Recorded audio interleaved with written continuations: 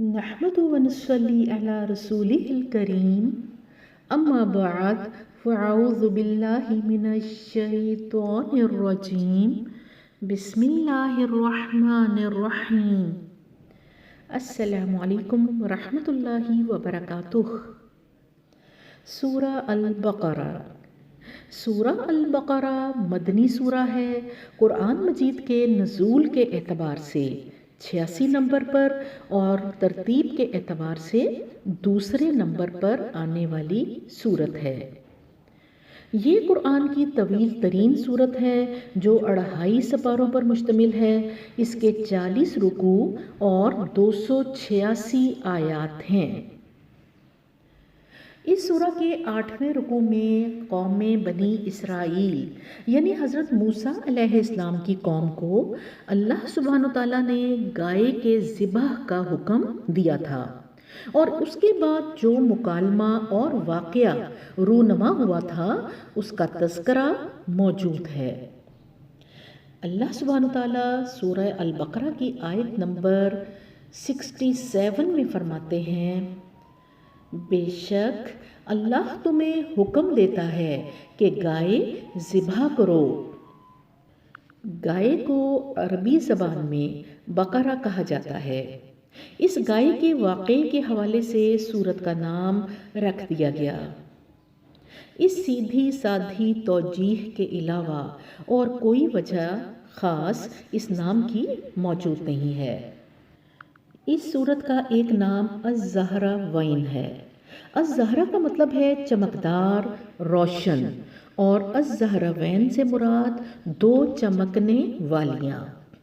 اس نام کا حوالہ نبی صلی اللہ علیہ وآلہ وسلم کی احادیث سے ملتا ہے، جس میں آپ صلی اللہ علیہ وسلم نے اس کے پڑھنے کی تاکید فرمائی ہے۔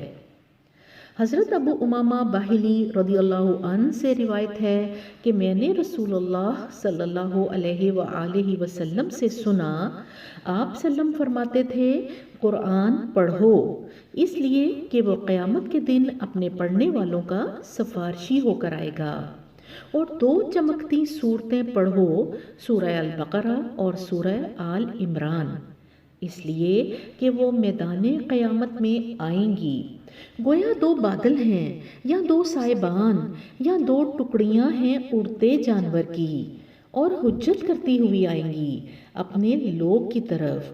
اور سورہ بقرہ پڑھو کہ اس کا لینا برکت ہے اور اس کا چھوڑنا حسرت ہے، اور جادوگر لوگ اس کا مقابلہ نہیں کر سکتے۔ اسے مسلم نے روایت کیا ہے۔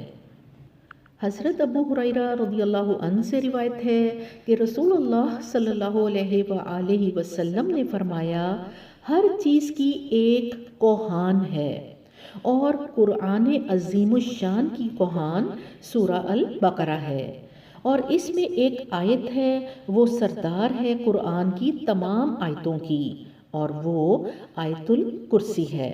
اسے ترمذی نے روایت کیا ہے۔ عربوں میں چونکہ اونٹ ایک مقبول جانور ہے اور اس کی پشت کی سب سے اونچی جگہ کوہان ہے، اس لیے اکثر احادیث میں اس کا ترجمہ کوہان کا ہی کیا گیا ہے۔ تو اس حوالے سے گویا یہ وہ صورت ہے جس میں احکامات الہی اپنے پورے عروج یعنی انتہائی اعلیٰ درجے پر ہیں۔ ہمیں حدیث بتاتی ہے کہ قیامت کے دن سورج سوا نیزے پر ہوگا، اور لوگ اپنے عمل کے لحاظ سے اپنے اپنے پسینے میں ڈوبے ہوں گے۔ اللہ کے عرش کے سائے کے علاوہ کوئی سایہ نہ ہوگا۔ تو دیکھ لیں کہ اس دن کی شدید حرارت اور طویل دن میں یہ 2 صورتیں سایہ فراہم کریں گی۔ اور دوسری بات، ترمذی کی حدیث سے ملاحظہ فرمائیں کہ یہ صرف سایہ ہی نہیں کریں گی، بلکہ یہ دونوں صورتیں اپنے پڑھنے والوں کے لیے جھگڑا کریں گی۔ اور قرآن کے مفاہیم سے واضح ہے کہ قرآن ایسا سفارشی ہے کہ قیامت کے دن اس کی سفارش رد نہیں ہوگی۔ قیامت کے دن قرآن سے بڑھ کر شافی کوئی نہیں ہوگا۔ قیامت کے دن روزہ اور قرآن سفارش کریں گے۔ روزہ کہے گا کہ میں نے اسے کھانے سے روکا، اور قرآن کہے گا کہ میں نے اسے سونے سے روکا۔ حضرت ابو ہریرہ رضی اللہ عنہ سے روایت ہے کہ رسول اللہ صلی اللہ علیہ وآلہ وسلم نے فرمایا، اپنے گھروں کو قبرستان نہ بناؤ۔ وہ گھر جس میں سورہ البقرہ پڑھی جاتی ہے اس میں شیطان داخل نہیں ہوتا۔ اسے ترمذی نے روایت کیا ہے۔ یہاں قبرستان سے مراد حقیقی قبرستان نہیں بلکہ اشارہ ہے کہ اپنے گھروں کی یہ حالت نہ بناؤ کہ اہل خانہ کے نفس امارہ یا ضمیر مردہ ہوں اور وہ بظاہر چلتے پھرتے ہوں لیکن روحانی لحاظ سے مردہ ہوں۔ سورہ البقرہ ابتدائی مکی دور میں نازل ہونے والی سورت ہے۔ یہ وہ دور تھا جب نبی صلی اللہ علیہ وآلہ وسلم اور ان کے ساتھ ان کے تربیت یافتہ نفوس کی جماعت ہجرت کر کے مدینہ کے انصار کی طرف پناہ گزین ہوئی۔ دونوں کی اخوت اور محبت رنگ لائی۔ اسلام کی محبت سے سرشار نفوس اور ایمان کی حرارت والے قلب جب مدینہ کی سرزمین پر جمع ہوئے، جب مشرکین سے آزاد الگ خطہ ملا اور نظام الہیہ کے نفاذ کے عمل کا آغاز ہوا، تو سورہ البقرہ میں احکامات الہی، قوانین الہی، حدود الہی اور نظام الہی کی بارش جب برسی تو جلد ہی مدینہ کی سرزمین رہتی دنیا کے افراد کے لیے زندہ جیتی جاگتی مثال بن کر ابھری۔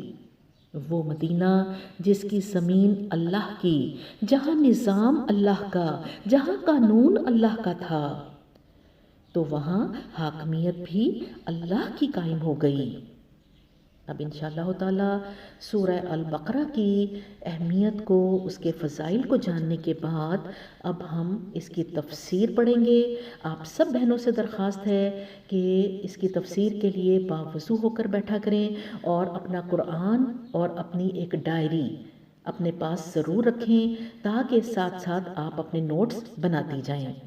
آپ نے اس سورہ البقرہ کی تفسیر کو یہ سوچ کے سمجھنا ہے کہ آپ نے اس کو صرف اپنے لیے نہیں سمجھنا بلکہ آپ نے یہ ارادہ کرنا ہے کہ آپ اس کو سمجھ کر اس پہ عمل کر کے اور آپ یہ سب دوسروں تک بھی پہنچائیں گی، اور یہ تبھی ممکن ہے جب آپ اپنے نوٹس بھی ساتھ ساتھ بناتی جائیں۔ انشاءاللہ تعالی جب ہم سورہ البقرہ مکمل کریں گے تو آپ کو ایک دن دیا جائے گا جس میں آپ اپنے نوٹس ضرور ہی شیئر کیجیے گا۔ اللہ سبحانہ و تعالی ہم سب کے وقت میں برکت دے اور ہمارے لیے یہ سیکھنے سکھانے کا عمل آسان فرما دے۔ ربنا لا تزغ قلوبنا بعد اذ ہدیتنا وہب لنا من لدنک رحمہ انک انت الوہاب۔ آمین ثم آمین۔